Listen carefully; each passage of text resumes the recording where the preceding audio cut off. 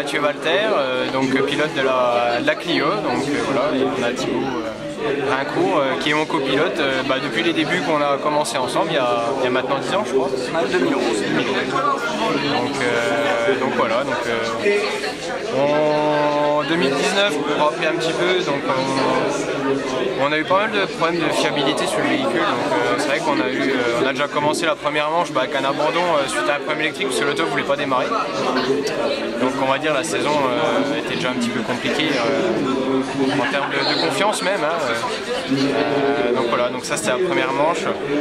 Après c'était donc le rallye des Vosges où malgré le problème, parce qu'on a toujours ce problème présent, on réussit à accrocher la première place. Donc là c'était vraiment pour nous je pense l'aboutissement de tout ce qu'on fait depuis ces années, parce que c'est vrai qu'on c'est nous qui faisons la mécanique, on fait voilà, on est une petite équipe, donc on fait tout, c'est très familial, on passe énormément de temps pour pouvoir faire ça, donc voilà, c'était vraiment un accomplissement.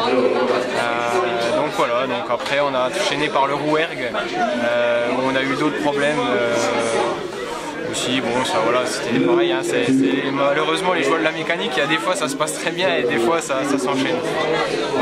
Donc voilà, donc c'était une saison après qui a fini, donc après on a été au Cœur de France. Cœur de France où on accroche le 3e place. Donc voilà, c'était après le Vosgien, on va dire un des seuls rallyes où on n'a pas eu de soucis. Et donc voilà, je pense que ça prouve que quand ça marche, quand tout est au bout, on peut être dans les premières places en tout cas. Et on finit par le Var. Le Var dans des conditions que je pense qu'on a tous vues, qui étaient très compliquées. Et on se fait surprendre en fait dans une coulée d'eau et on se pose sur un talus. Donc voilà, on n'a pas pu repartir. Sachant que la spéciale en plus a été annulée 10 voitures derrière nous en raison des conditions, parce qu'il y avait trop de sorties de route et puis c'était trop dangereux. Donc voilà, on était un peu déçus forcément on va dire de finir comme ça. Surtout que la 3e place était encore jouable. Donc voilà, on finit 4e. Bon, quand on met toute la saison bout à bout de ce qui s'est passé, au final on relativise et on dit que c'était quand même une saison intéressante quand même. Bon, le trophée Clio reprend naturellement dès le mois de mars, c'est ça? C'est ça. Alors bonjour, Thibaut Rincourt, donc copilote. Donc dès le mois de mars on attaque un trophée Clio. Alors c'est un trophée Clio Europe de l'Ouest avec toujours la même Clio, puisqu'en France ils font le nouveau trophée avec la nouvelle voiture. Nous on reste avec l'ancienne voiture et on continue avec ce trophée en fait, tout ça. Donc la première manche se déroule à Épernay au mois de fin mars. Donc on va essayer d'attaquer fort pour obtenir une bonne cadence toute la saison. Ouais, faut peaufiner les derniers réglages là. Bon là c'est l'hiver, mais est-ce qu'on s'entraîne un petit peu? Non, alors, le problème on va dire du rallye, c'est que c'est très compliqué de pouvoir s'entraîner. C'est pas comme on était là dans le milieu du VTT, comme quelqu'un qui peut s'entraîner dans du VTT, on va dire c'est plus facile forcément de trouver des terrains.